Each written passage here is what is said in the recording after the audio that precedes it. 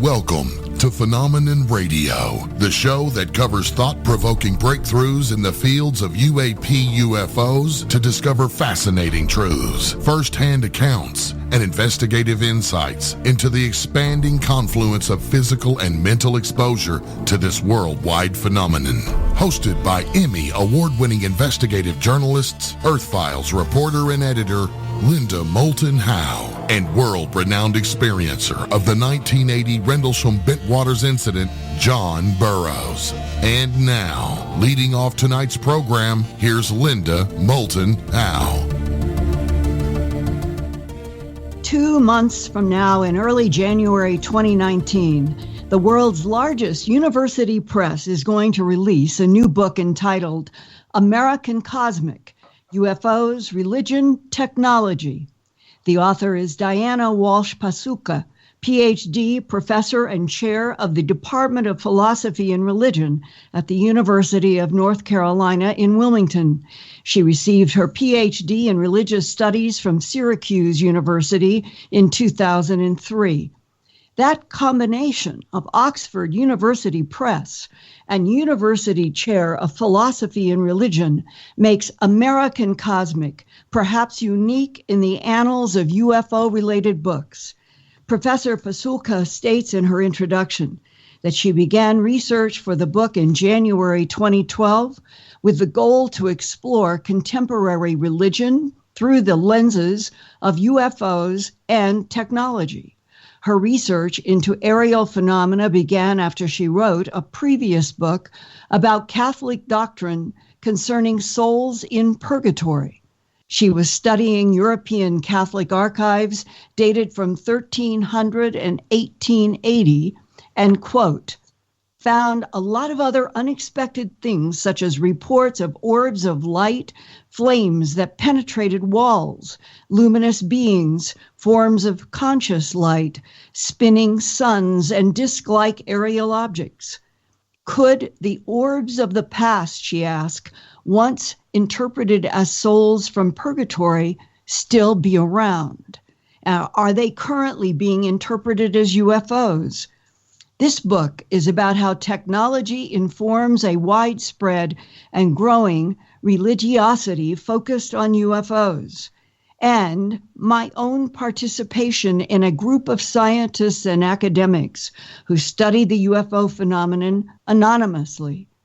The participants are anonymous because of the stigma that is often associated with UFOs and belief in them, but also because there were classified government programs in which the UFO phenomenon was studied, necessitating secrecy among the participants, close quote. But Professor Pusulka emphasizes that she knows secret scientists working in special access programs who claim they have, quote, confirmed the existence of UFOs, close quote. She also quotes one astrophysicist who is public and has been a guest on Phenomenon Radio this year. Eric Davis, PhD, is an adjunct professor in the Center for Astrophysics, Space Physics, and Engineering Research at Baylor University in Waco, Texas.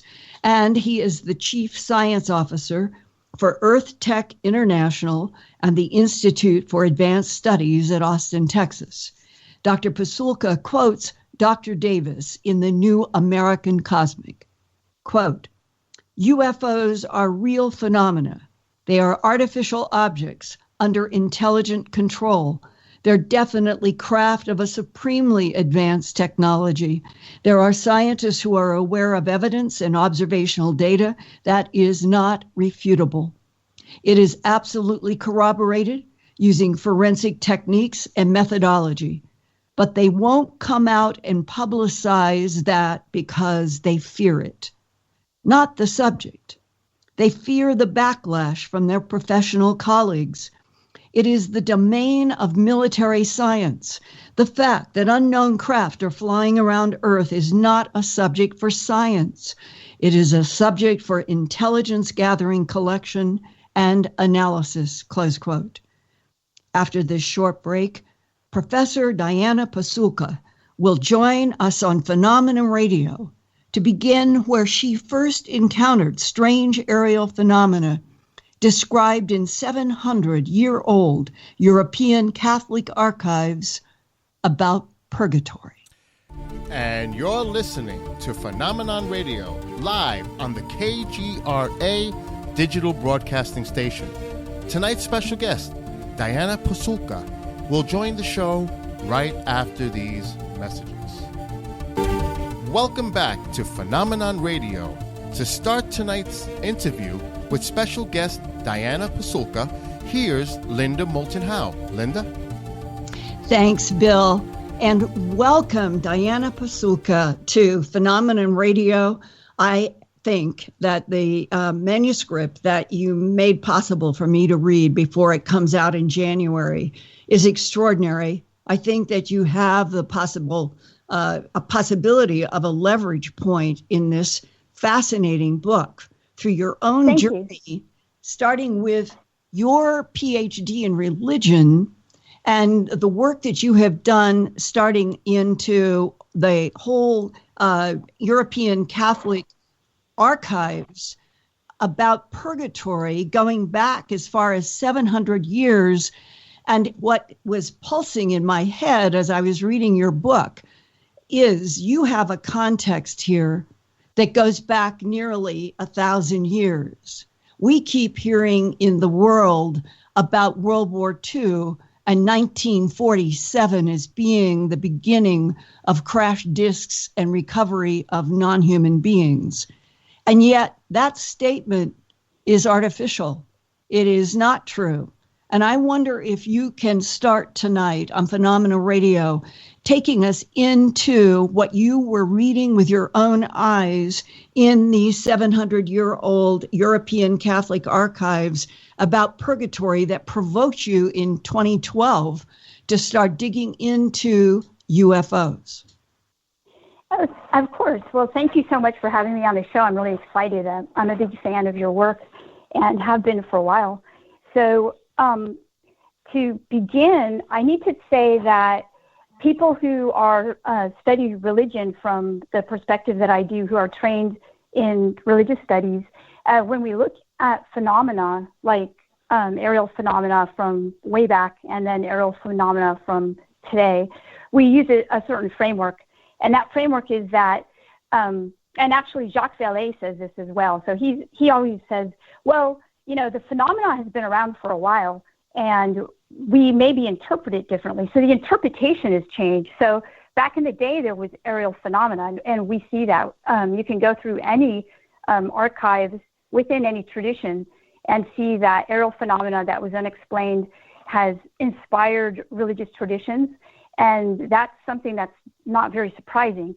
But I think what people say happened in the 1940s was that it was given a particular emphasis, and that particular emphasis was technological. So we began to interpret the aerial phenomena as advanced technology more specifically, even though back, you know, you can see it in the 1800s as well, people saying, what kind of airships are these? Or even in 1750, you have Emanuel Swedenborg, who's Swedish, writing a best-selling book of that time period called Life on Other Planets. So we do, it's an unsurprising fact that aerial phenomena has been around. How we interpret it is another story. How we interact with it, how governments spin the story, that changes as well. And you can see that. I also make that point in my book that, you know, when religions begin, they often begin with an aerial experience, aerial phenomena experience, and then it gets interpreted. And then at some point, institutions come along and do the interpretation, and then that becomes a dominant interpretation. So you see that within religious traditions as well. So I started basically, it was a surprise to me, to tell you the truth. I was looking for instances of souls in purgatory, and I'm a historian of Catholicism. So one of my books is about the doctrine of purgatory, which is a doctrine that Catholics believe in which souls, you know, when they die, they're not good enough to get into heaven, but they actually exist in this place between heaven and hell. And so I was interested in Catholics used to do devotions to souls in purgatory, and now they don't even know what it is. So I thought, why did that go away for Catholics? And so I'm trained in archival research.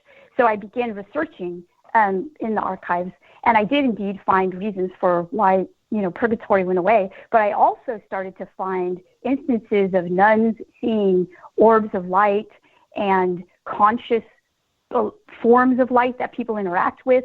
I revisited very famous instances of Catholic ecstasies like Teresa of Avila and her seeing a little being by her side who was shiny and, having a dart and things like that. And I thought, this is really odd. So I kept a huge list of these things. I actually didn't put them in my book. I think I just put one of these in my book. And I thought, the next book will be about these. But I wasn't yet quite sure how to talk about these. So I did a little research and talked to a few friends. One of my friends said, these read like Steven Spielberg movies. And I thought, yeah, they do. And so I attended a UFO conference, and I met some experiencers there. And their experiences were very similar to the kinds of experiences that I heard read that people had in the 1500s, 1600s. And so I began to then do research into the UFO phenomena, and that's how it began. And it began in 2012. One of the experiencers I've met was Christopher Bledsoe, who lives in North Carolina, quite near me. And so I've had a lot of conversations with him, and I know his family well. One of his kids went to my university, and wonderful family. And I learned a lot about the phenomena and about how people experience it and how they experience it in very spiritual ways. So it was basically the doors were opened for me to write this book. So that's how it began. And Diana, Chris Bledsoe is famous among those of us who have interviewed a lot of people in the human abduction experience as being one of the few who feels that he was interacting with something he would put in a glowing angelic realm. Other people will have experiences that can jump from praying mantises to reptilians to blondes to oranges and on there. It's like a menagerie of entities that could be experiencing with any human. So I'm curious, one of the phrases listed having to do with the purgatory was fire or flames that come through walls. And I know that in Chris Bledsoe's house and environment that Grant Cameron has talked about, that there was something, I can't remember if it was a fire, but there was something destructive, and I think it hurt one of the dogs. Do you try to wrestle with all of these contradictions that you think that it's going one way that might be positive, and then there seems to be something else that's associated with the negative, just like in the purgatory that led you to lights and beams and various kinds of aerial orbs in the UFO phenomena? Sure. So I think what you're asking me is, are there bad ones and are there good ones? And, are there good experiences and are there bad experiences? And have I encountered people who've talked about that to me? Indeed, absolutely. Chris's experience has been relatively positive, and he interprets it in a very spiritual way. And I've met a lot of people who do. I've met just as many people who have experienced very negative things. I talk about some of that in my book in chapter 2 with a researcher who is an academic, and his research is on some of the more negative aspects of the phenomena. Is the phenomena one thing?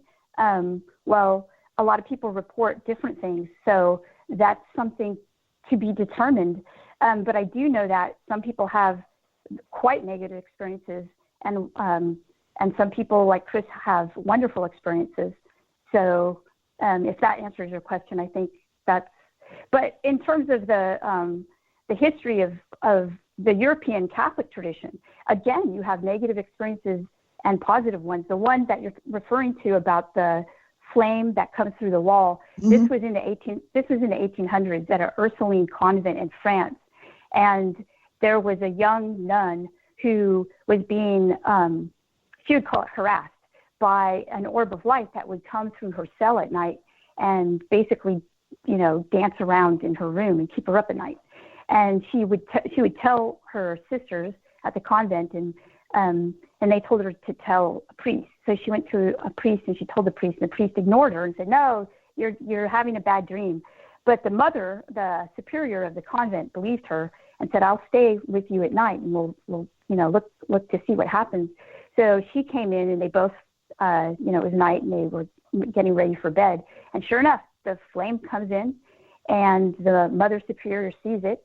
And then the Mother Superior then interprets this flame as a restless soul from purgatory. And she gets the whole congregation basically to pray that soul back into heaven. So this is their, framework for understanding this flame. Now, the flame's there. Do we doubt do we doubt the nuns' claim? I mean, we read reports today, and we have the same conundrum with respect to, is this a credible report? But there are so many of them throughout the history, and some observed by multiple people. And so you've got, two nuns basically saying, yes, we've seen this.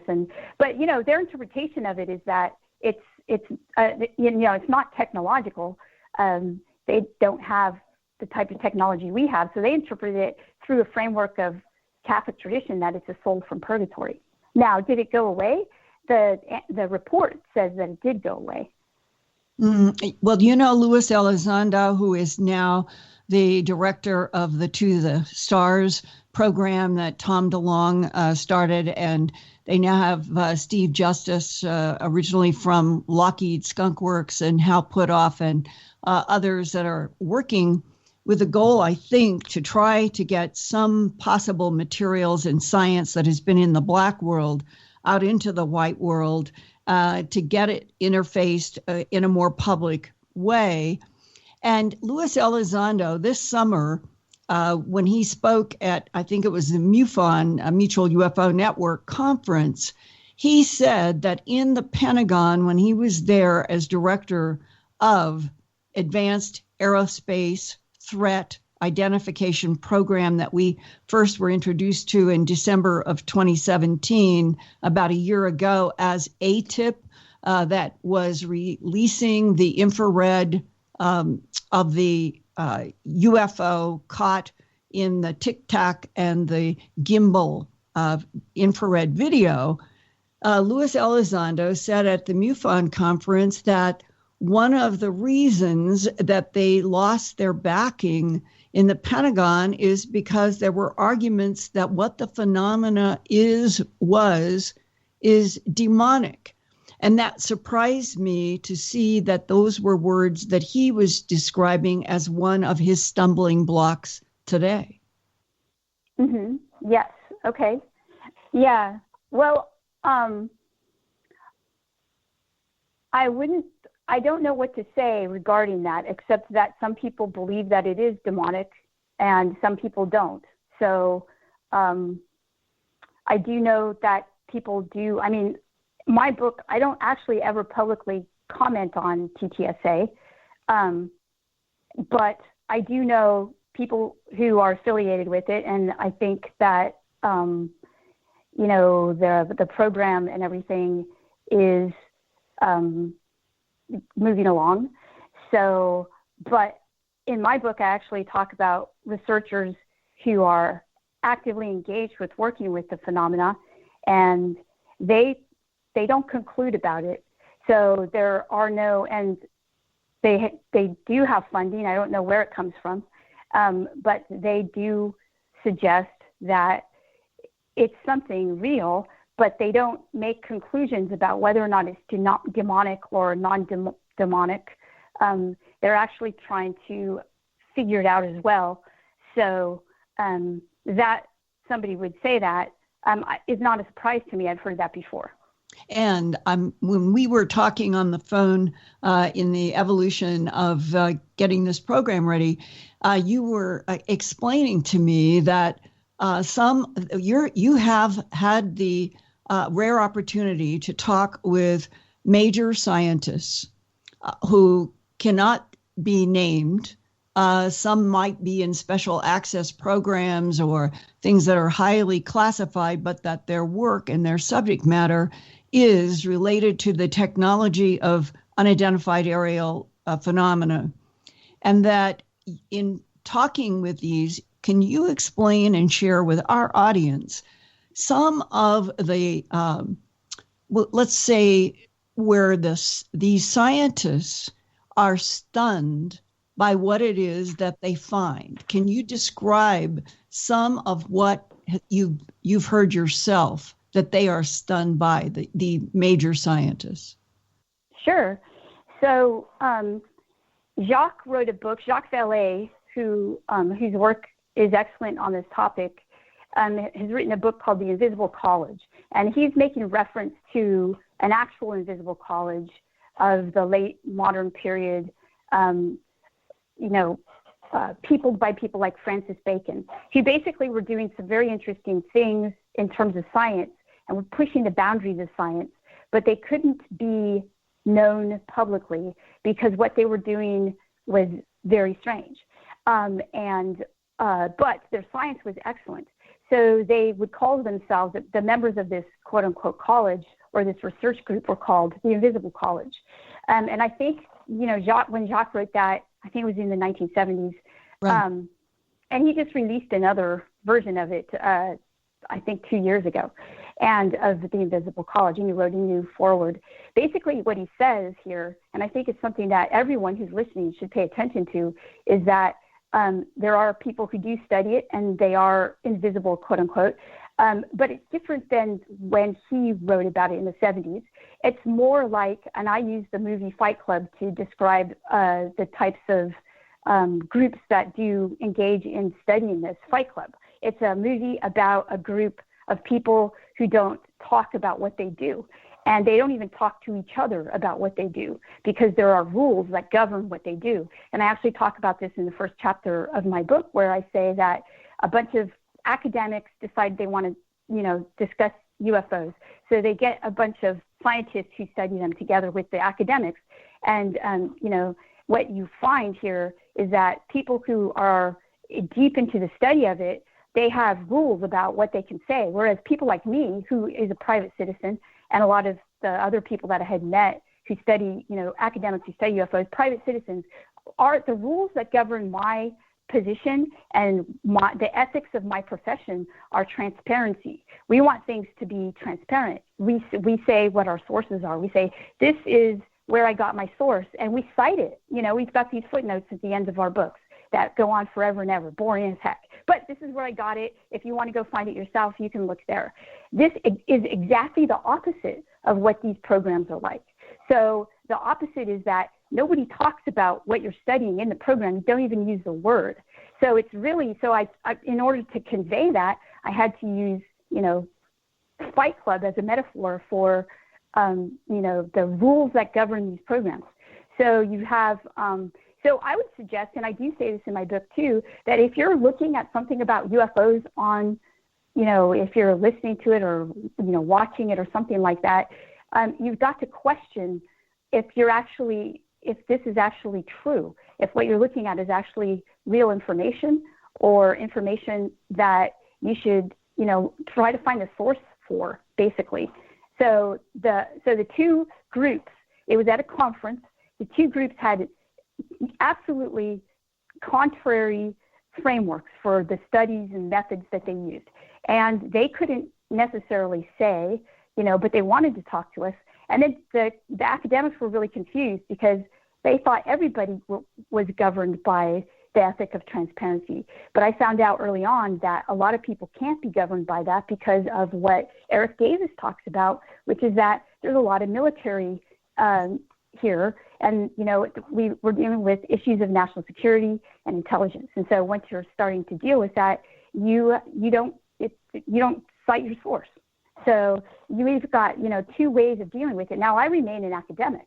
I'm not in a special access program. I don't have, to my knowledge, any kind of classified information. But I did go to New Mexico. I did go with two people who study the phenomenon and are scientists. And I am aware of, the kinds of materials that are being studied. and how they're being studied. I don't know if I know all of them. Of course, how would one know? But yeah, so I think once you get into the study of it, very quickly you see that there are different ways of being, and academic, the private citizen expects transparency. Jacques Vallée has always said, let's be democratic, let's share what we have and be transparent. But that's not what we're going to get when we're doing this. Yeah, and you and I talked about this tension between mainstream and people who would be in let's say, special access programs, and that nobody could know what they do, not even their family, really, and that you can you explain how, in doing this book, American Cosmic, that you have been told how that if you were talking about a scientist, and I'm hoping you could explain some of the statements that have been made to you. We're not talking about who it is, but some of the statements that said, we have confirmed that the UFOs are advanced technology. I would love for you to fill that out more. But in the process of that, you were asked to say that scientists claim they have confirmed UFOs. Can you go into that tension that you've had to deal with in doing the book? Yeah, definitely, Linda. I can go into that. Let me also say that the scientists that I am familiar with here and that I interviewed in my book, they don't actually know what they have here, whether or not I think it's from aerial phenomena, but they're not absolutely certain. I think that we have to basically state that, because to conclude, to say, well, this is absolutely this, is they won't do that. But I guess you can say that they're really good scientists because they won't do that. They don't know what they have. Wasn't there one that was saying to you, this cannot even be terrestrial, because that's the kind of insight I'm hoping. I will let you know what they said. So, but it's important also to know what they're not saying, because a lot of people are saying a lot of things about the parts and this and that, but they're not saying they know what they are. But this is what they are saying, and I'll not forget this, because this was embarrassing for me in a sense, because here I am, the non-scientist, and I'm in the group, and I say to them, couldn't this be Russian or Chinese? We just don't know what it is. And they looked at me like I was a real idiot. And most likely at that, that was not a smart question. If I knew the science, I would know what they knew. And so they said, no, Diana, no. They said, this not only could not have been created on Earth, but it doesn't even appear like it could have been created in this universe. Wow. And so that kind of incomprehensible thing that they're looking at is what they said. Now, do they know what Diana, it is? No, they just don't even know what they have. So yeah. I mean, that's the type of thing that the scientists are basically saying, is they're really excited by it. Technologies can be spun from it, okay, but they don't even know how the technologies get spun from it. I mean, they're going into creative processes that I describe in the book that are as basically the basis of our space programs. Annie Jacobson just wrote this great book about the history of the Stanford Research Institute. Right. And I was actually doing parallel research to her book at the time, and I know a lot of the people affiliated with that. And I also started to look at the, how our own space program was begun. And once you start scratching the surface of science, and I met a lot of scientists, I met some Nobel Prize winning scientists, you begin to see that when they do, create these kinds of things and make these discoveries, it's not the type, it's not like, okay, I found this equation and this equation is going to work. It's all of a sudden, boom, it comes into their head, and boom, they see something. And I would suggest going to Kerry Mullis's website. He's famous for his electric raccoon, quote unquote, UFO incident, and he won the Nobel Prize in chemistry. And he has wonderful things to say about how he discovered what he discovered, and creativity and things like that. And then, he also has talked about his UFO experience. So So that's what I have to say about the scientists is when they say these parts, they say, yes, we do have this, they do believe they have this evidence. Now, I'm not in a position to say whether or not they do or they don't. I'm just reporting because in my field, we don't make claims, truth claims about things. We basically bracket, well, you know, you can't make a truth claim, Jesus absolutely walked on water. But you can say a lot of people believe Jesus walked on water, right? So if you're a believer, you believe Jesus walked on water. But as an academic studying Christianity of the first century, you know, you can't really come out and say, oh, absolutely, he walked on water. I hope that is clear, that kind of distinction. Yes, and can you take us back to the statement that you made that you have literally heard really top scientists trying to study the unidentified aerial phenomena and said they're not even sure it is from inside this universe? What other insight can you bring tonight about what would separate something that they analyze from being outside of this universe? Right. Okay. So that statement made to me was suggesting to me that what they have is obviously anomalous to them.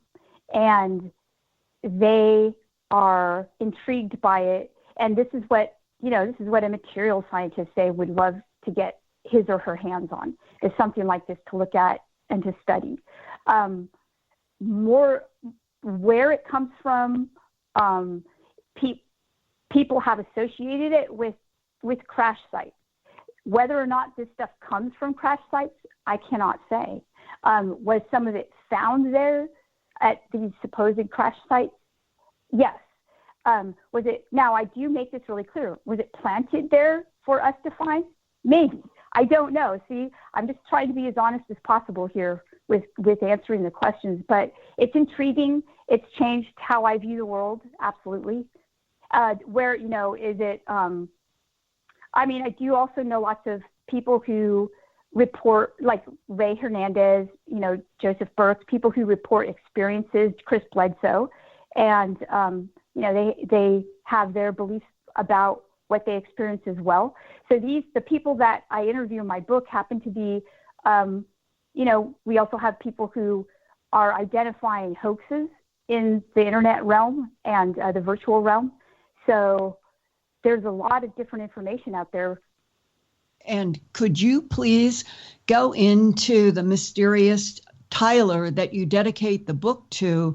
And we know that you can't say more than what is in the book, but could you flesh out Tyler and why this is important? Because he's even been involved with investigations through remote viewing. Yes.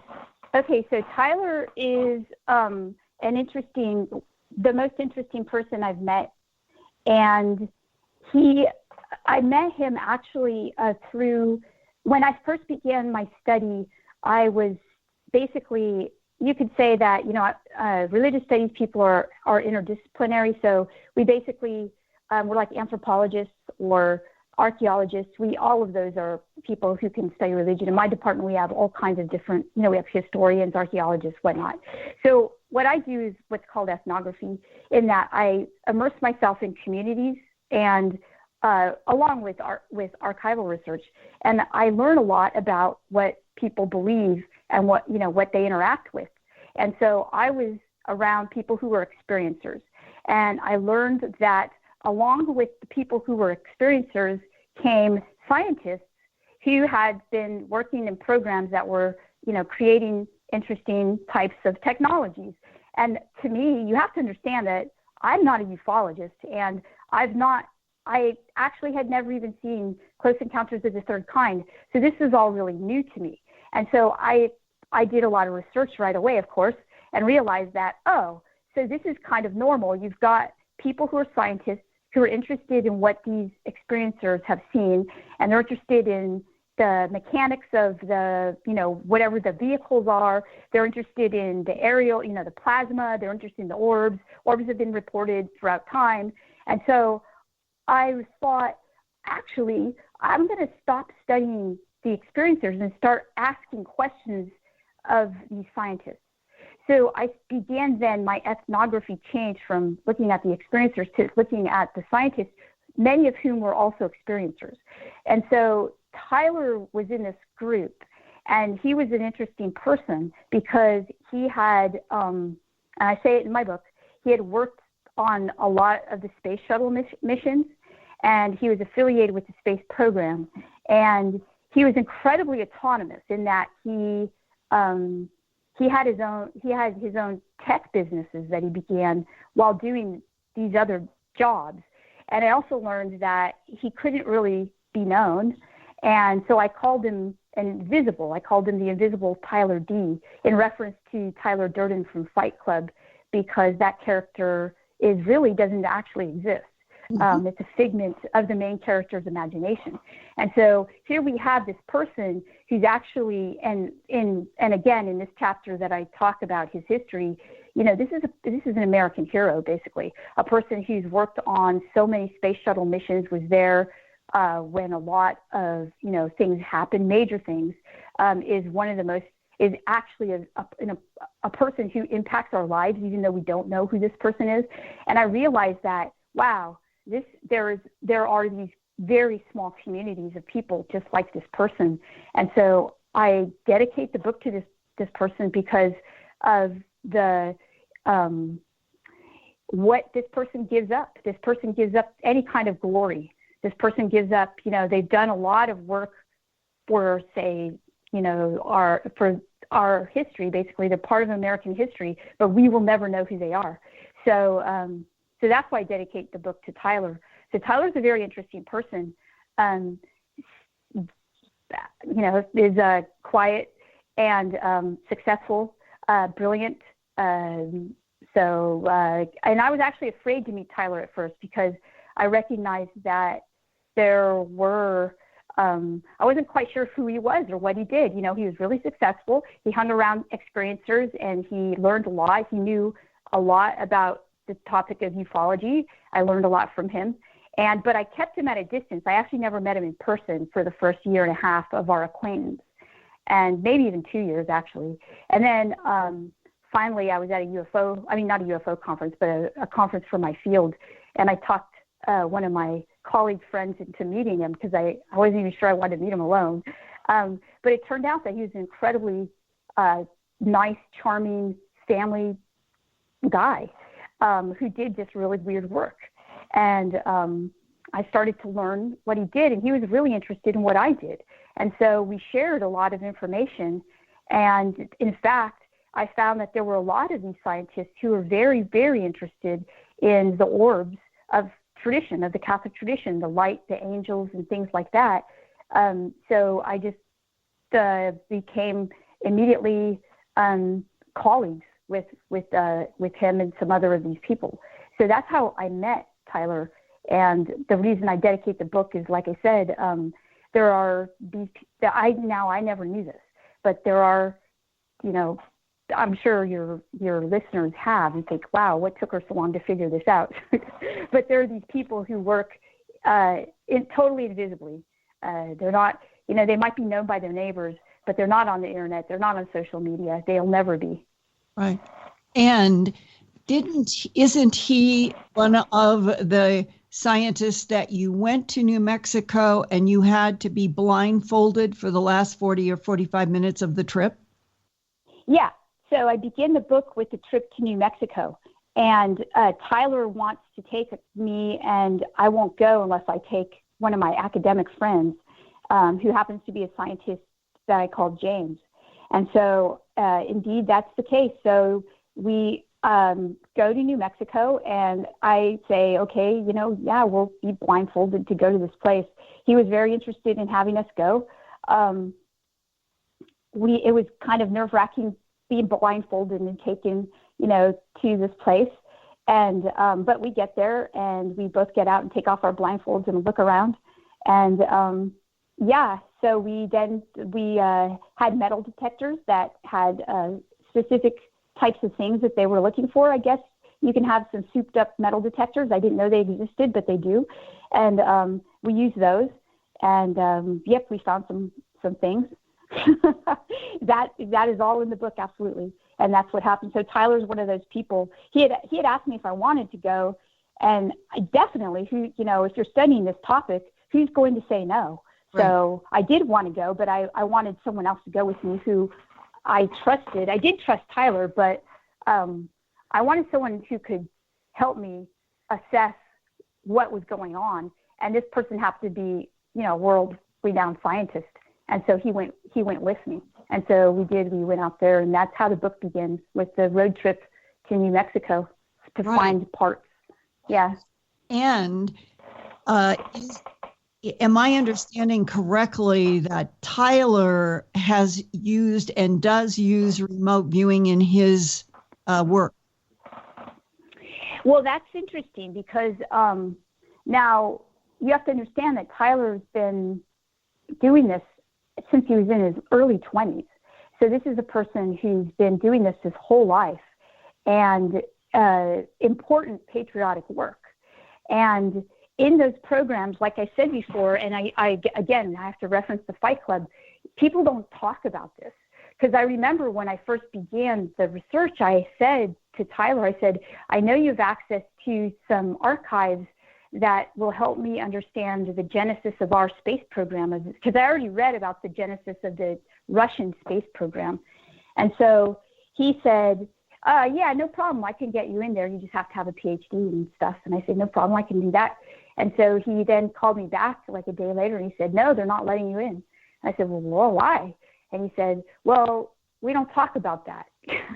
And I said, got it. So we don't talk about the very thing that we study, is what, which is the opposite of what we do in academia, right? And so I learned early on that the rules prevent you from talking about Fight Club.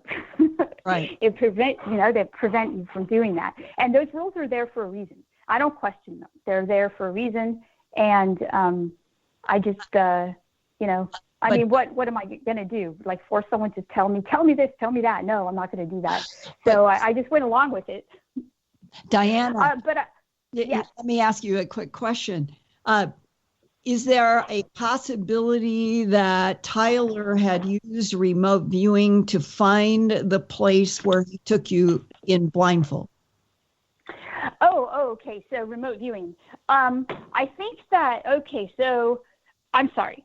You're right. Okay. So remote viewing does come up, but it comes up later on in the book because it's, does he use remote viewing to find the place? He may or he may not. I don't know. The question is is Tyler, people who have the skill of remote viewing. So this is what the Stanford Research Institute, a lot of what they did was, to look into this idea of remote viewing, which is basically to get information that can't be had through normal means, like your senses and that type of thing. So it didn't occur to me at the time in New Mexico that he remote viewed the place at all. In fact, no, I didn't even think about that. I believe that he knew about the place because of what he does. And his hobby is to look at, parts of things that are associated with crashes. And so he knew about that place. And that's why we went. And I think that he thinks that place is very special. Mm-hmm. In fact, it is special. For him, it's a sacred place. And it's sacred because? Well, okay, so it's sacred because think about I call it a hierophany. So within religious studies, when something that's of non-human intelligence, say an angel or something like that, comes down to the earth, you call that a hierophany, the appearance of the sacred. And so for him, that's where intelligent non-human beings perhaps landed a crash or crashed a vehicle or donated a vehicle or something like that on that area. And that area is sacred because of that. And the technologies and the things that came from that area and place they help us, they help humans. And so his technologies absolutely are helpful to us, the biotechnologies that he's created. So then he believes that it's sacred because he feels that there you can feel the presence of them. And in fact, that's where they were. So it's a very sacred place. So it's very much like a sacred place within religious studies, where we study lords or something like that. It's very much the place where something sacred happened. And that's, for him, it's the most sacred place. And in the next... But the book goes on. So his story just doesn't end there, where he, Well, in the next hour, I would very much like to talk with you about Fatima and Lourdes and the fascinating details that are in your important book. But I wonder, because we have about 5 to 7 minutes left in this hour, could you go into as many details as is possible to share with the audience about the kind of work that Tyler would do, let's say, from the blindfold incident? Is he working in metallurgy specifically with technologies that are identified as non-human, and in technology and energy systems that are identified as non-human? Okay, so now remember that as a person who studies this topic, I take the position of I don't know, but I know what they claim. Okay, so I can tell you what Tyler believes. Okay. And whether or not it's true, I can't tell you. But Tyler is incredibly successful. I talk about his success in my book. Right. He believes that the parts, I'm just going to call them artifacts, the artifacts that he has have inspired him to create technologies that are very real and have helped a lot of people. And so, yes, he does believe that.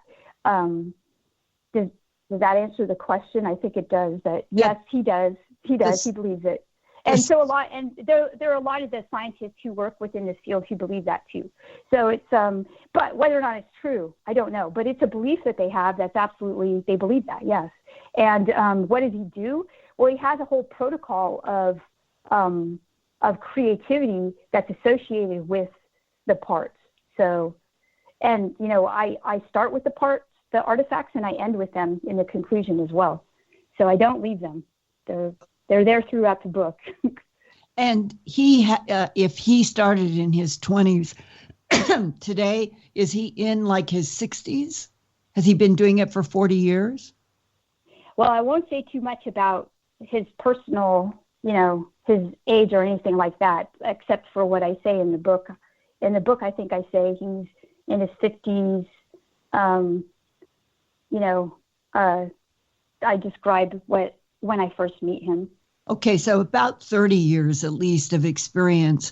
And it was tantalizing to me to sense that he is at the very top of a program in our government that is probably not known to any of us in name or number or anything else, but that being in the very top of a program related to UFOs and non-humans, that he would also have work with or association with remote viewing. So what I was trying to see is if there's some way we could talk about content of remote viewing as it might exist, about consciousness in our universe, consciousness outside of our universe, and sort of the parameters that he has talked with you about in terms of the UAPs and the intelligence of them. Yeah, I mean, Linda, we can definitely talk about remote viewing, because my book goes into that topic, obviously in the last chapter especially. But I do want to clarify that Tyler actually never said he was in a top program, nor has he said he was in the special access program. But he does, and I don't keep up with Tyler now. So I do know that he may even be retired, I'm not sure. So I just want to clarify that for Tyler. I mean, just to be an honest reporter here. Right. So he never said that to me. But what is your understanding of information coming through remote viewing? What kind? related? Okay. So what type of, well, as I got more, I mean, if we have the time now, I'll go into it. As we got more into the study of the topic, what I realized was that a lot of the people around me that I had chosen to feature or study were also, they practiced remote viewing. Sometimes they were just good at it and they didn't actually know it. And I discovered that, wow, they have the skill to do this, and maybe that's why they're doing what they're doing. So they have skills like this. They also have, the background. So they're unique human beings in the sense that they're well trained in some form of science, and they have particular skills that some would call remote viewing, and which means that they seem to be lucky all the time, right? They seem to always know something that other people don't know. And how would that person know that? And so then they're given opportunities to use these dual skills, which makes them quite interesting people.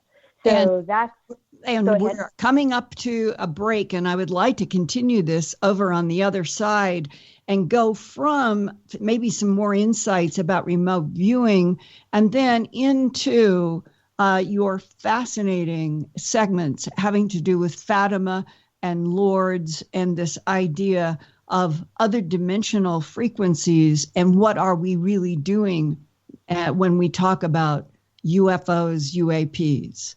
And thank you for an exciting first hour. Bill, take us to the break. And thank you, Linda, John, and Diana. This 50-minute uninterrupted segment of Phenomenon Radio is brought to you by OnlineVibes.com, your connection to mind, body, spirit, committed to connecting you with healing modalities that can manifest a true and healthy change in your life. Visit the website at OnlineVibes.com. That's vibes with a Z. Tonight's special guest, Diana Pusulka, will be back with Linda and John right after these messages.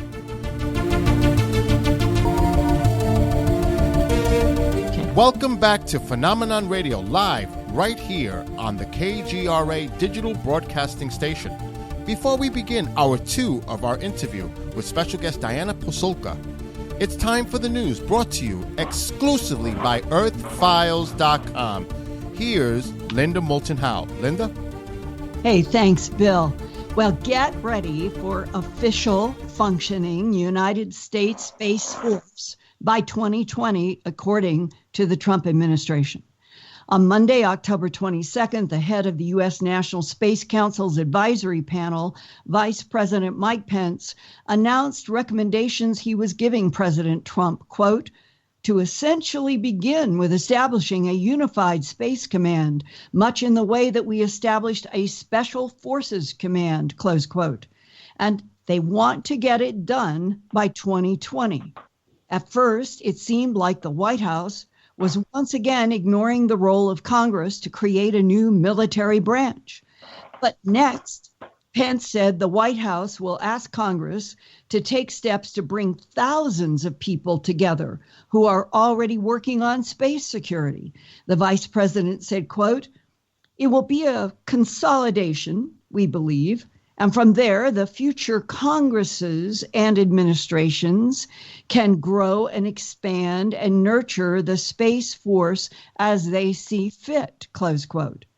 This comes after Defense Secretary James Mattis had originally criticized the idea of a Space Force after Donald Trump introduced the concept back in March 2018. Since then, Secretary Mattis and the Pentagon have reversed positions to saying that the establishment of the U.S. Space Force would cost some $13 billion in its first 5 years of operations and would need 13,000 employees. The 2019 budget that is proposed from the Trump administration calls now for $10 billion for, quote, deep space endeavors, including a specific emphasis to pursue a campaign that would establish U.S. preeminence to, around, and on the moon, close quote. NASA has not funded lunar trips since 1972. And even the Orion spacecraft expected to launch NASA astronauts to circle around the moon in 2023. This is Trump's moon goal. It probably will not happen before 2022. And depending upon political fate, he may be out of office. This is Linda Moulton Howe. Please stay tuned to Earthfiles news updates on KGRA Radio and visit every day my science, environment, and real X-Files news website, earthfiles.com, for more on breaking stories about our universe, this solar system, and the planet we live on. And thank you, Linda. And that is the news brought to you exclusively by Earthfiles.com. And now back to the interview with tonight's special guest, Diana Pusulka. Here's Linda Moulton Howe. Linda? Thank you, Bill. And Diana, thank you again for producing this extraordinary book, American Cosmic UFOs, Religion, Technology. I would urge everybody in our Phenomenon Radio audience to get this book and read it.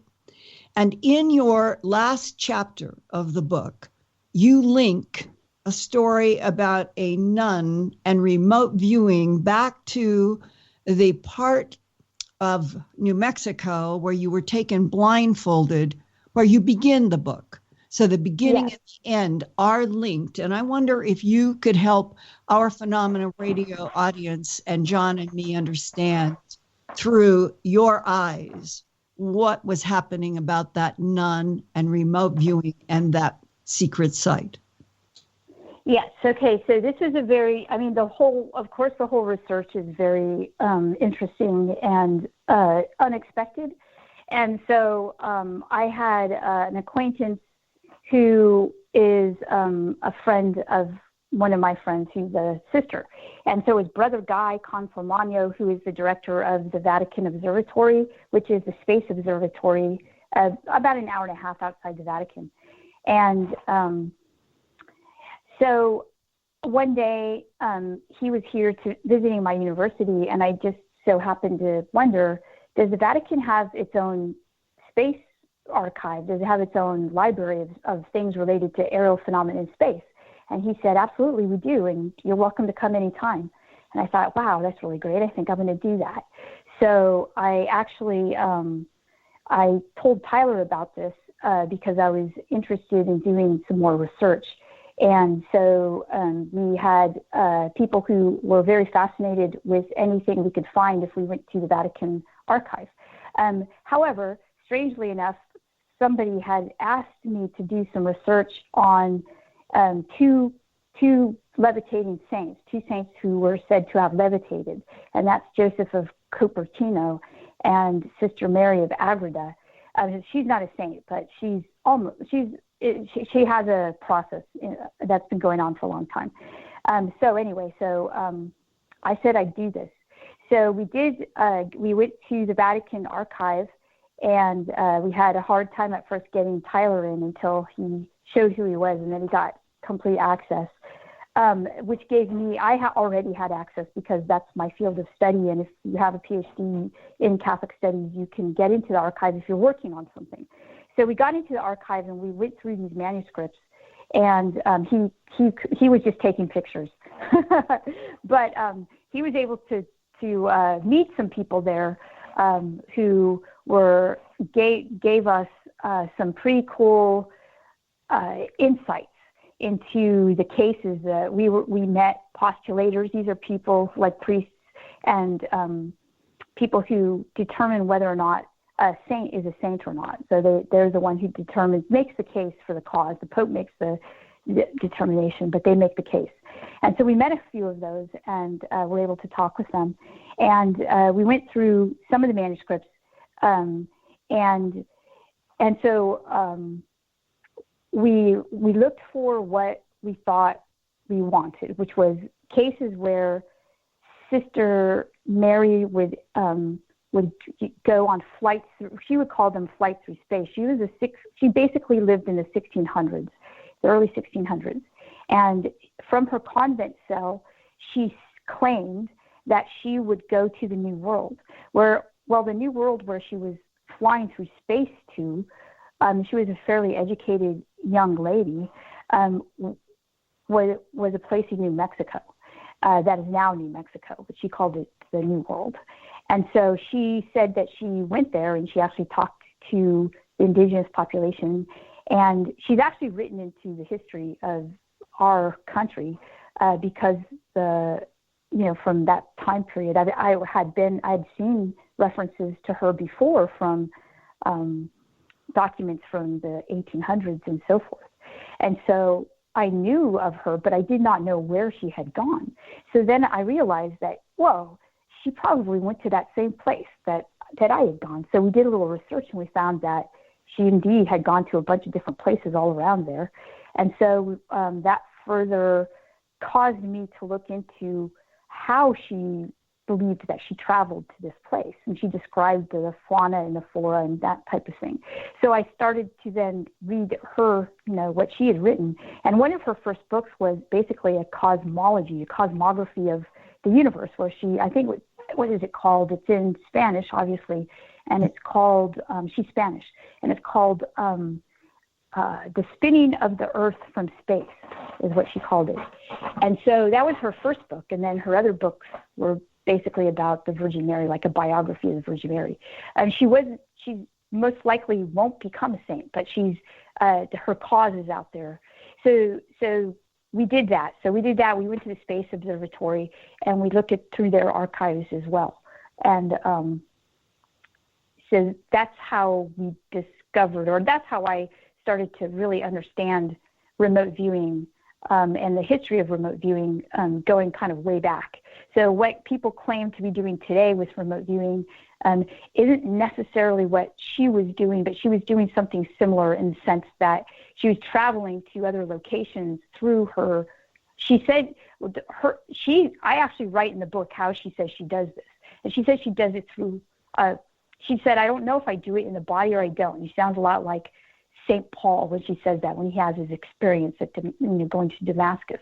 She says, I don't know how I do this, but I go there. I don't know if I go there actually in my body or if I go there in my mind, but I'm there. And so, she's describing this. It sounds very similar to how people describe remote viewing when they do it today. And so, so Tyler, Tyler's, does he remote view? He never claims that he remote views, but he definitely gets information in ways that are not how I get information. Let's put it that way.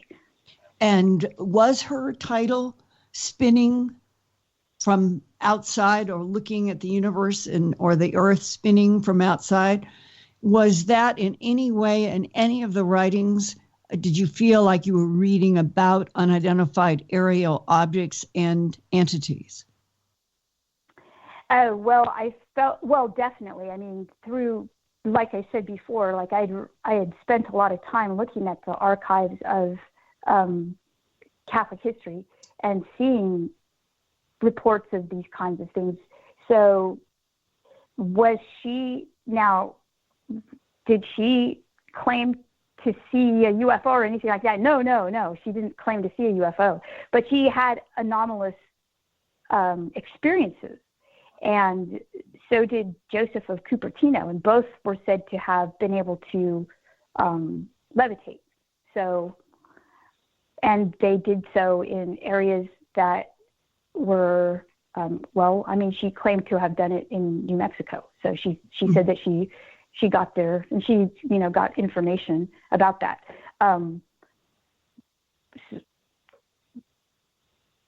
Okay. So that's how we get into the idea of remote viewing. Yeah. Right. So your question about remote viewing is, I think, more specific than I'm getting at, I believe. So if you can maybe be more specific or rephrase your question, I might be able to answer it better. Well, I just wondered if in all of that research, which is fascinating, and the story of the nun being able to describe or feel like she had been in this place in New Mexico that you end up being taken to in a blindfold. is this, it's both synchronicity and the aspect of history of whether it was from East India or Italy or from wherever, that there have been people with the ability to go someplace, access information, and do it in remote viewing. And I just wondered if you found anything that tied her directly to UFOs and ETs. Yeah, well, okay, so when you say that, okay, you have to understand that the language of the 1600s, the Catholic language, they're going to be talking about beings. Oh, yes, that's for sure. They're talking about beings, but they call them angels. So she said that she was taken up by angels, and that's how she flew over there, was basically through the help of these beings. And if you look back at, descriptions of, flying vehicles and things like that, a lot of times what you see is that those vehicles look to be like sentient beings or some, like conscious beings. And so, yes, she did say that this is how she traveled, if that if that helps. Did she call them UFOs? No. Did she call them advanced technology? Not at all. But I think it's very interesting that when you start to look at the saints, and how they traveled, if they said they levitated or something like that, or, you're going to find these luminous beings there. You're going to find them. And so that's what indeed I found. I found that she said, what is this? She called it the wings of angels. So it's not specifically an angel. I flew on the wings of angels. Mm-hmm. So what does that mean to the person in the 1600s? I can only go by what she says here. And how do those compare to Carlos in Dr. Mack's book, in which he described light beings, and then Chris Bledsoe describes the glowing faces and glowing garments, bodies of what he thinks are angels. And so you've got Chris Bledsoe, 20 to 21st century. You have Carlos in John Mack's book, which was essentially 20th century, I think, with a little transfer over. And then you have the nun, who is going back further in time, but all three seem to be describing similar phenomena. Oh, indeed. Yeah, exactly. They're describing similar phenomena. They have different frameworks for interpreting it. I don't know if you know this, but I actually I published a paper on Carlos, who was in John Mack's book. Can you explain to our audience a little bit about his light beings? Yes, actually, it's very interesting because he lives about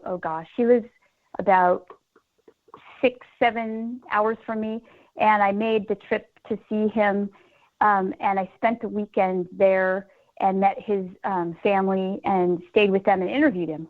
And he's fascinating. He was a professor of art for many, many years, and he described in a sense, he was angry at John Mack because of the language that John Mack used to describe the beings. And he said that the beings he didn't feel that they abducted him, and he didn't feel that they in any way, he just didn't think that the book conveyed his experience as well. And so what he did was he actually went back to the Catholic tradition and used the language of the Catholic tradition to try to explain the light beings that he would see constantly and interact with, and he still does today. And so he described them more in terms of angelic than I'm being abducted by an alien type of thing. He didn't see grays or anything like that.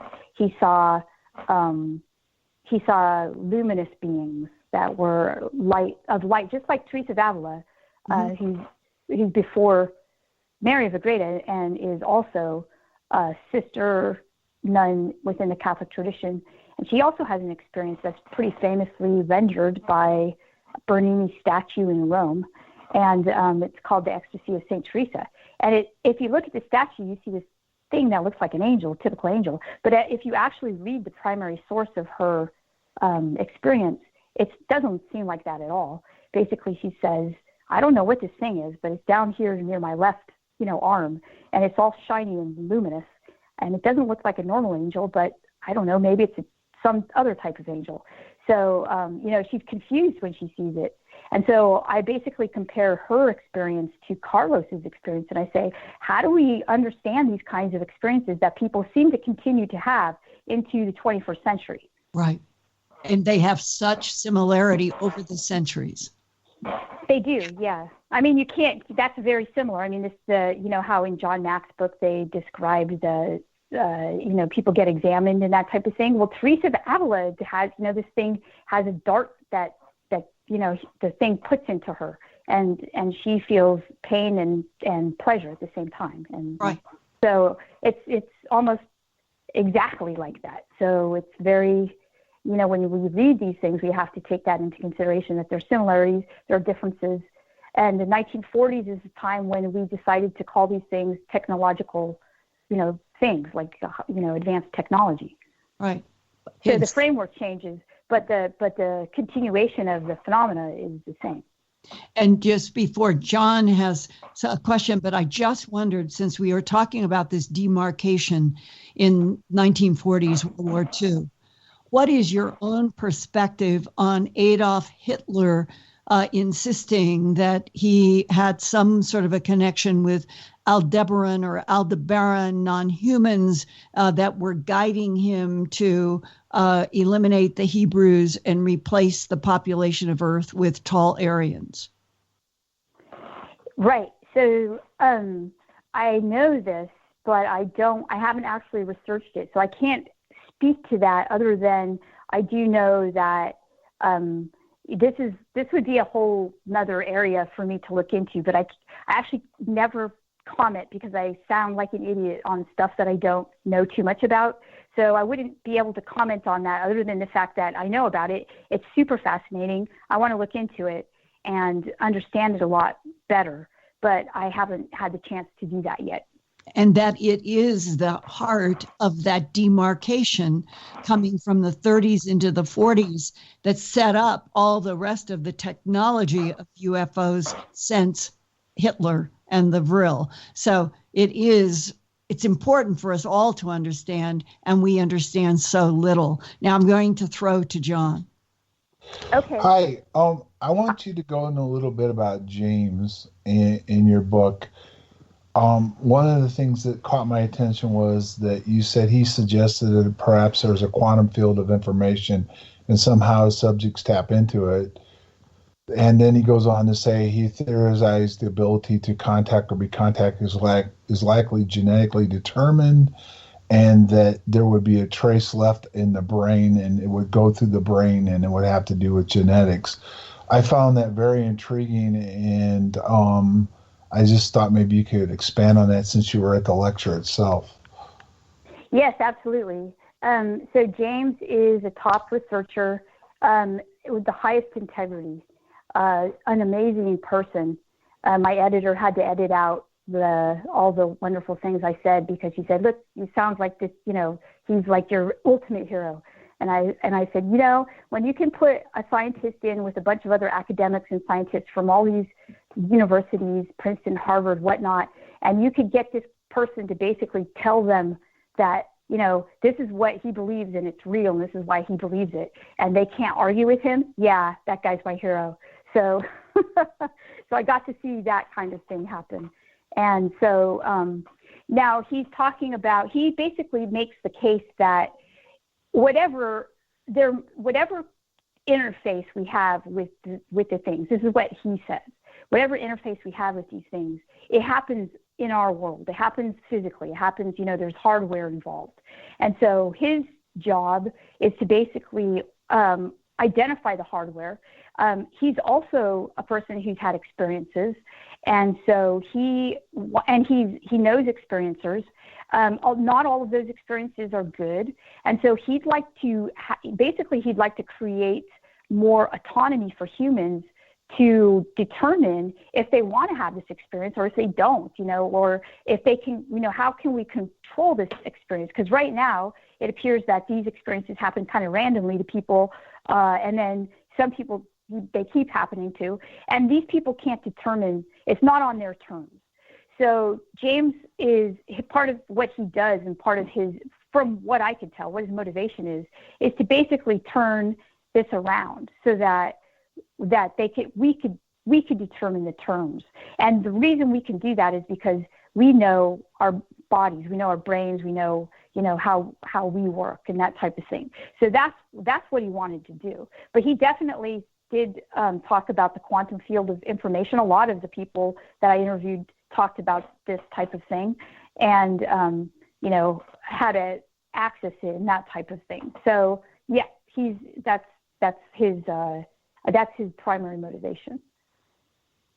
And did he not say that it affects whole families, and that was one of the things that they had interest in, and why it goes down a family line? Yeah, so he did talk about that. He did say that it appears to be, to occur in families. But he said a lot of things about it. And also, he also mentioned, there were so many things that he said, and I hung out with him as much as I could just to kind of listen to him all the time. One of the things he said was, Diana, back in the day, what you study, we would have called these things angels and demons. So I think that he's also, I can't say this for a fact, but it appears to me that he is suggesting that there are different types of phenomena, or, these things. And the types that he studies doesn't seem to be the benign type. So he's motivated by, his motivations are different than Tyler's motivations. So Tyler is hoping to, benefit humanity through these biotechnologies. James hopes to benefit humanity by creating something that might help, the interface between the experiencers and what they experience, the ones that aren't so good. Did he give you any detail, either when you hung around him or in the presentation? You say it leaves markers, and they know what these markers are. Did he give any detail to you about what those markers are? No, I don't know. And plus, even if he told me, I'm not a scientist, so I probably wouldn't have remembered them. And if I had written them down, most likely they were taken out of the book. So I don't know what the markers are.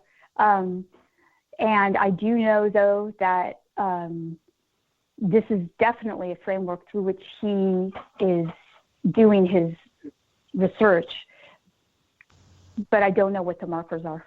But, genetic markers, he did explain that sometimes people have, it's not like one gene for it. There's a group of genetic markers that create the type of the proclivity to the experience. So, no, I don't know what the marker is. I'm sorry. And one more question. Sure.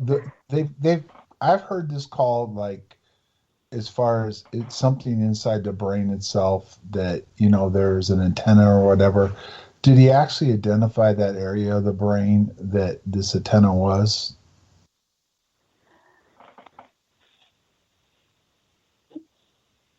I don't think so. He may have, but I don't know that. I don't think so. Okay. All right. Go ahead, Linda, with your next line that you wanted to ask. All right.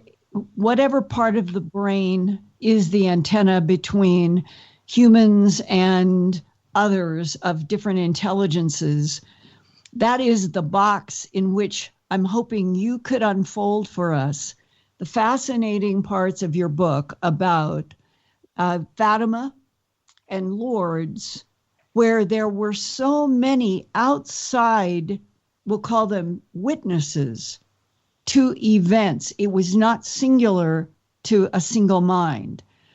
Could you start maybe with Fatima? And the issue there is that a lot of people thought that the sun was spinning down to the ground, and we know that's astrophysically not possible. But we're talking about phenomena that can manipulate human minds. Okay, right. So now many people talk about the correlations between apparitions of the Virgin Mary and UFO phenomena. And if you actually start to look at the primary sources of the apparitions of the Virgin Mary now in Catholicism as well as in Islam, actually, is it's a thing. Okay, so for those of your listeners who are not familiar with what they are, they're very they've been throughout Catholic history. People have seen the Virgin Mary. There are a lot of apparitions starting in the 1800s and kind of coming into the 20th century. And Linda, you've actually been to Herzegovina, where you've seen Medjugorje, where you've seen some interesting phenomena as well. Maybe you could talk about that a little later. However, yes. To answer your question, it was actually Jacques' book, The Invisible College, and several other of his books, who noted that if you start to look at when the Virgin Mary appears to the children of Fatima, there are a series of things that happen that are actually they correlate to UFO sightings. So first you don't even get the appearance yet of the lady. What you get is basically what the children think is an angel, but they're not even sure. They think it's a golden youth that appears and speaks to them. And then what you get is, after that, you get a kind of a crash up in the sky. There's an orb and then this bright light. And then this quote-unquote lady appears. They don't even call her the Virgin Mary. She's then called the Virgin Mary by others.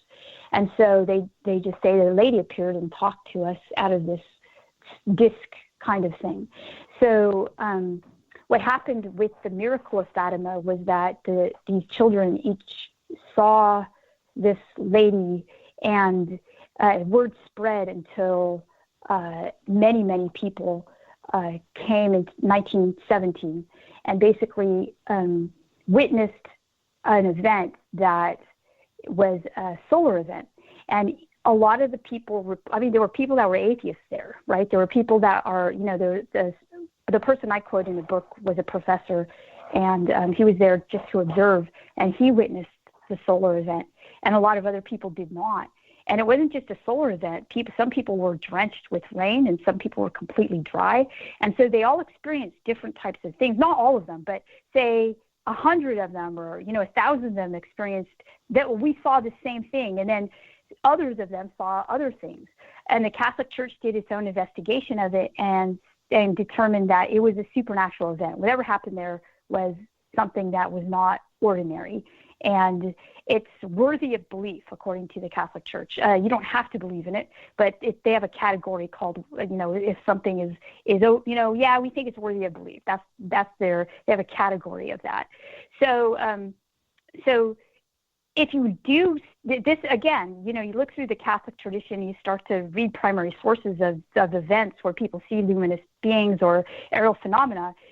They read very similar to Chris Bledsoe's story, say, or something like that. You start to see, wow, what I thought happened. In fact, I actually went to graduate school because I wanted to know what was happening with the apparitions of the Virgin Mary. It seemed that so many people believed in them, and even the ones that were going on in Herzegovina and Medjugorje, I thought, I really want to learn about that. And so that actually, strangely, is what prompted me to study religion in the first place. So here I am now looking at, modern day UFO sightings. So I think that's kind of funny. But so apparitions of the Virgin Mary, if you break it down into the patterns, look very similar to modern day UFO sightings. And people do see different things and why they do. And so, Linda, what I'm hearing you're suggesting is that this thing in the brain that's postulated by James is the thing that some people have and some people don't. Is that what you're suggesting? And that some people are seeing, but what of the people who see, things, they see supernatural things, but they see different supernatural things. That's right. And I think that terahertz frequency, we've only become exposed to it since 9/11, because terahertz was going to be used to look for metal and various things at airports. And that terahertz suddenly has become a word that we're all beginning to associate with UFOs, and that the terahertz can be directed at very specific parts of the brain or the body and have effect. And to share what I was talking with you on the phone about, that I experienced myself, that has underscored, and I have thought about it a lot since reading your book. And I was in Medjugorje, in what was then Yugoslavia, in the summer of 1987, for what was supposed to be called the harmonic convergence that was also associated with the appearance in a church in Medjugorje of the Virgin Mary coming in a light, that she would appear in the light, and that more and more larger audiences were gathering each night, very similar to Fatima. And I was there for about a week. I saw the growing masses of people. I saw a light appear in the church, but I could not say that it was the Virgin Mary. But what I can tell you is that on one particular day, I went up, there were about 50 people, 50 of us, and we were led up onto one of the high mountain regions above Medjugorje. And the expectation, as I recall, was that somebody associated with the appearance of the Virgin Mary in the church had said that she was going to come to this mountain place. And so we were all there. And the first thing I remember is the gasp of the people around me, breathing in air and pointing with their fingers. And I am looking where everybody is looking with their fingers, and I cannot see anything. And there was a couple of women next to me. They began crying and sobbing. And a man behind me reached and touched my shoulder, and he said in broken English, pointing, "Virgin Mary." And I then understood that everybody around me was going into a certain kind of euphoria and crying, and they were describing the Virgin Mary I could not see. Wow. And today, when I think back, I had a lot of other strange experiences in Medjugorje, but I was not, what should I say? I was not given the sight, or I was blocked, or I was not allowed. I have no idea what the verb is, to see what all of these people who had climbed up. It was a high hill. We were on the top. They were, for the rest of the day and for the rest of the days that I was there, those people were so affected that they would be talking with others and start crying about the Virgin Mary being right in front of us. But I wasn't the only one who could not see her. And that has jumped to me in reading your book. The question about what part of our brain can other intelligences associated with the UFO phenomena control so much that in the what is called the Condine report that John and I have done a lot of reporting concerning a UK investigation of terahertz frequencies emitted from UFOs, and a section that says these frequencies can manipulate human minds and damage human tissues. What are we dealing with in this huge bell-shaped curve of 10,000 years of the interactions of beings in orbs, beings with wings, and everything up to today in October of 2018? Is it all the same multiple faceted phenomena that one of your scientists said it may not, material may not even be from inside this universe?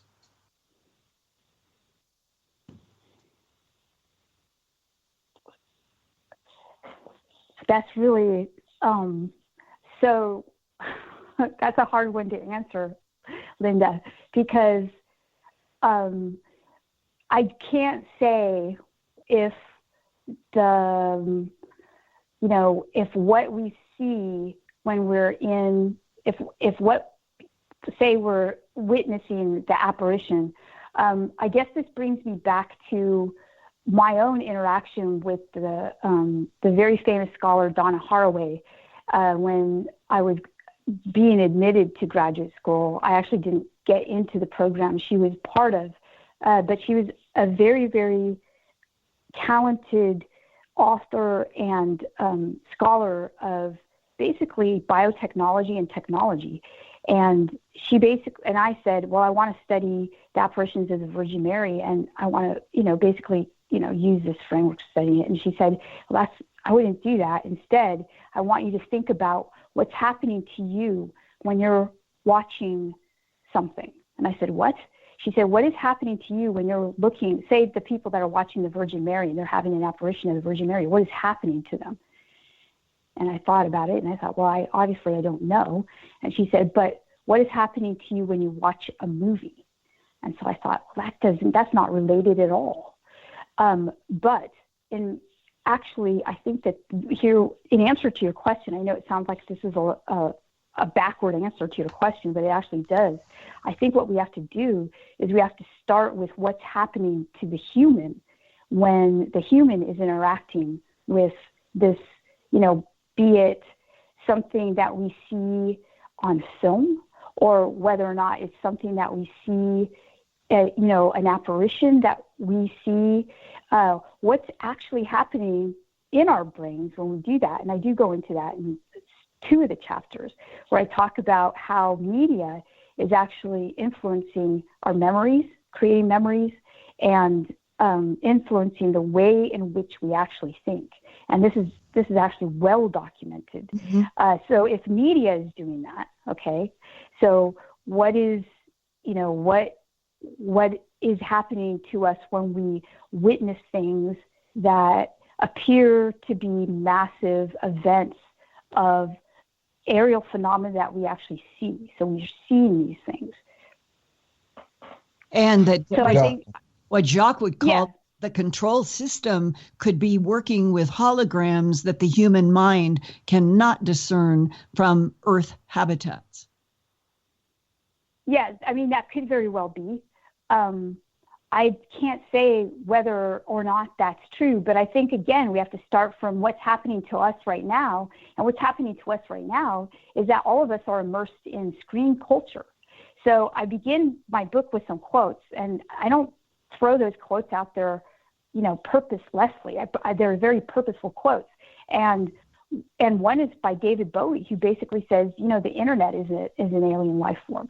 So if you look at the ways in which we interact with our common technologies, that, by the way, just happened to be, when did these technologies come about? Okay, so we have these technologies, we're permeated with them.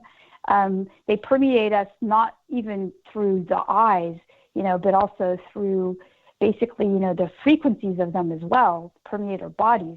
So I think that the question, if we focus a lot on what's out there, we're going to miss what's happening with us now. And what's happening with us now is that we are completely inundated with with all of these things.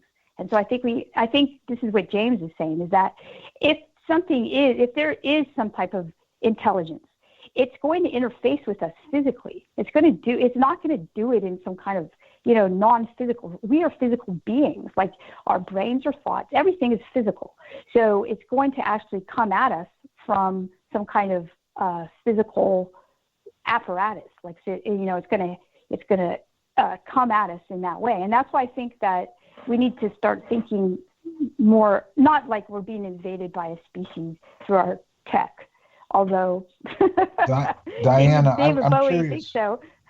Diana, I'm curious. Did James go into, because in that chapter you talked about him, or when you first introduced him, did he talk about the effects a phenomenon would have on an individual if they had contact with them, as far as their genetics, their DNA, and then how that could even transcend into offspring? Oh, okay. So so whether or not they would have like hybrid type children or something like that? Well, is that what you're asking? I don't like the word hybrid. I think that's too loosely used. I just mean, does when they go into the DNA, they seem to be leaning towards certain people have certain abilities or have something different about them that causes the interaction. But also, is it possible that the interaction changes the person itself and their DNA, which might affect the offspring? Yeah, that kind of, the answer to that question might be so far out there. They're just identifying now the patterns of, what happens when, okay, so you have a population in which has an interaction, okay? And so James he asked the question, what's different about the population that survives these interactions? And so, he says, okay, so these, they have maybe this or that, but I don't think he's at the point in his research now where he can answer that question, John. I don't think so. He may be, and just not have told me. That could also be the case. But I think right now, I don't know exactly, like I said, I don't know what his research is, what he's doing. Seriously, that question is a question that I'm not sure he would have the answer to at this point. If he, no. Diana, what about your chapter 6? It's called The Human Receiver, Matter, Information, Energy, Contact. And talking with James, that I think I also know, we had a discussion about the human receiver as an antenna. Yeah, so he's not the only person who believes this. So, he's the scientist who can figure it out. And he's the one who can materially show what is going on. But a lot of other people and scientists actually intuit this. And so their belief system incorporates this idea that they are a receptor. One of the things that is said in that chapter that you bring up, Linda, is that, SETI, here they're putting out these, these things, but the best way that this, some of the people in the book who I interviewed say the best receiver is the human. And, they're the receptor. And what is it that's receptive within them? Well, it has to do with certain of their DNA, and that's what they say. Yes, they do say that. So they do say that also a lot of it has to do with being careful about the way, they had protocols. So this is where it gets kind of religious study-y. How people who do yoga or, yoga masters, they appear to be very, good people, holy people, or something like that. So a lot of the scientists who believed that they were receptors, they actually had their own physical protocols. They didn't drink a lot. They didn't stay up too late. They slept a lot. They got a lot of sunshine. They kept themselves, they believed that they were keeping their receivers receptive, basically. So they had kind of a physical protocol. And the other quote on that frontispiece page to David Bowie's The Internet is an Alien Life Form is Friedrich Nietzsche, almost 2,000 years and no new God. And the opposite of that is that gods were being presented to us before and may not have been gods. Yeah, so I used that quote from Nietzsche because I thought it was very pertinent to this idea that, a lot of religions now focus on the UFO and the advanced beings and advanced technology is kind of, what we call it in religious studies is it's a form of religiosity. It's a religiosity. It's a new religious movement. And certainly, like, if you talk to Tyler, he has a religious conversion. And he is, he's already very spiritual anyway. He believes that the site is sacred. And a lot of the people, look at Ray and his wife, they both interpret their experience. They have they go through the same experience. They both interpret it completely differently. Ray interprets it, he's an atheist who then becomes agnostic. And his wife believes that these are angels because she's Catholic and remains Catholic. So, so you've got the interactions kind of spawning religious and spiritual interpretations still. Well, one of the questions I wondered in your chapter 7 is real and imaginary, Tyler D's spiritual conversion in Rome. What I wondered is, has he been affected by all of his research and investigations of material science related to non-human that's very advanced, and that his exposure there opened up his thinking or being open to the possibility of other dimensional penetrations here?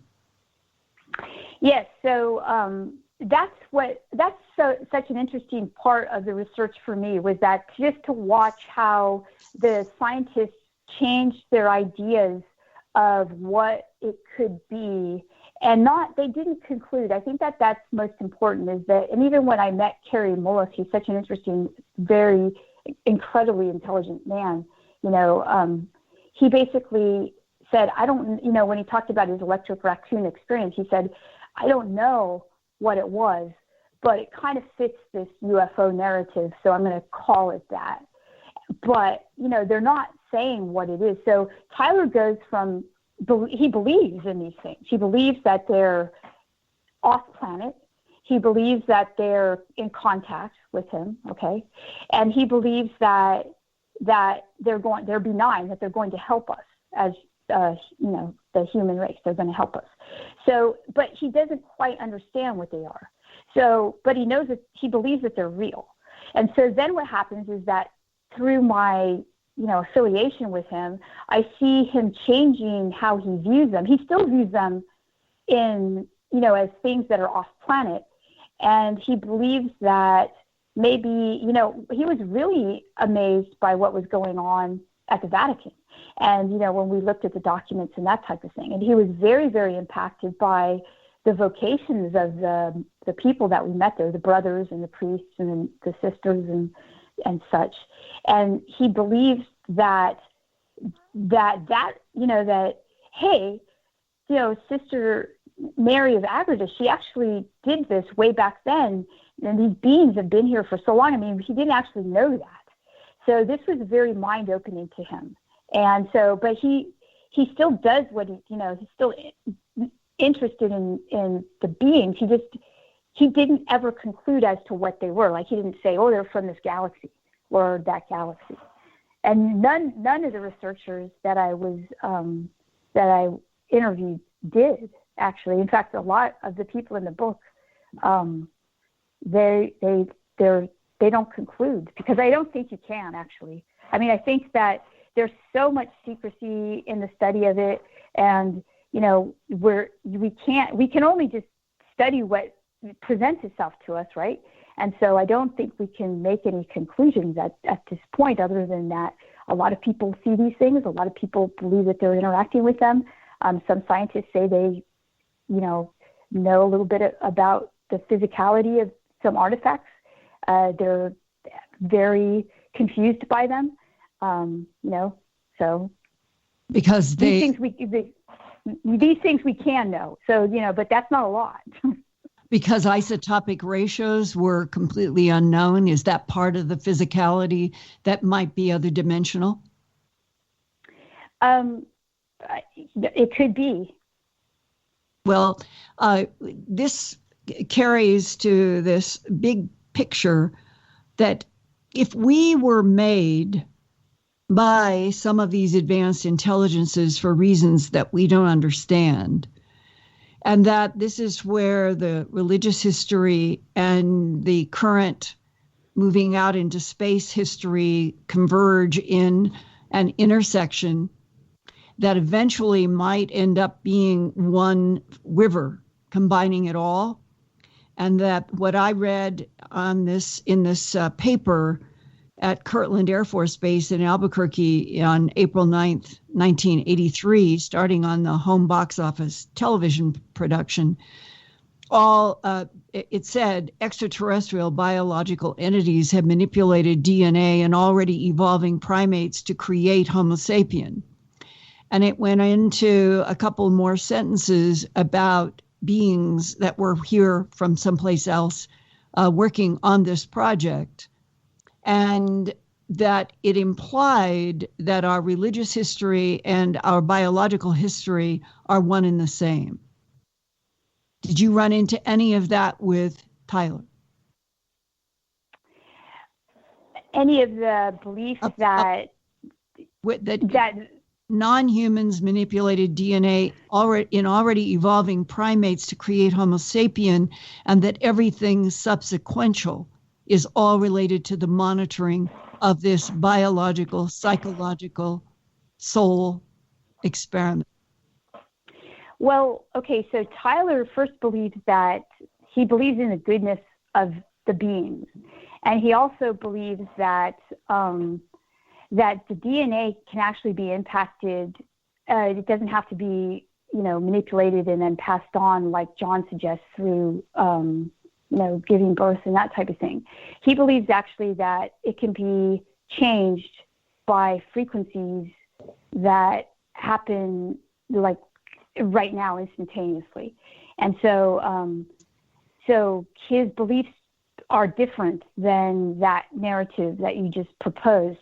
He doesn't believe that we're an experiment. He thinks that the beings do interact with us, and that they interact in a way that does impact us as a species biologically.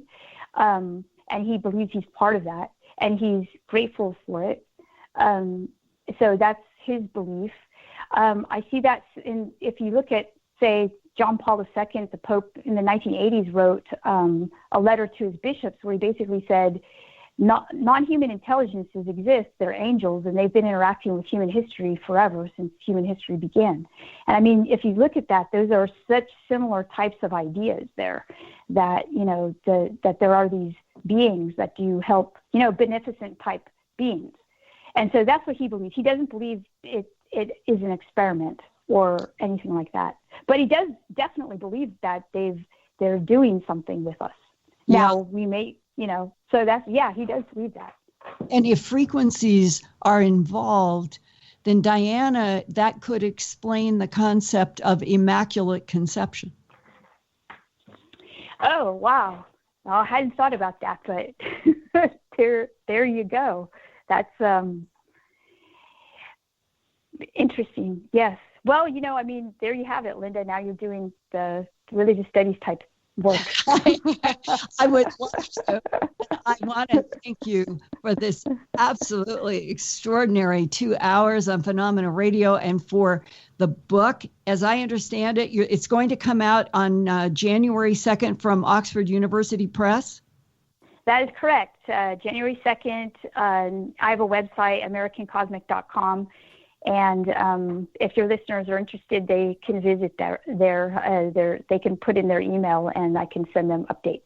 And I would encourage everybody listening to Phenomena Radio tonight to get Diana Pusulka, professor, PhD, religious studies, who has done a book, American Cosmic, UFOs, Religion and Technology, and that it is possibly a leverage point coming out of Oxford University Press, the biggest press in the world, and dealing with the most difficult to understand subject.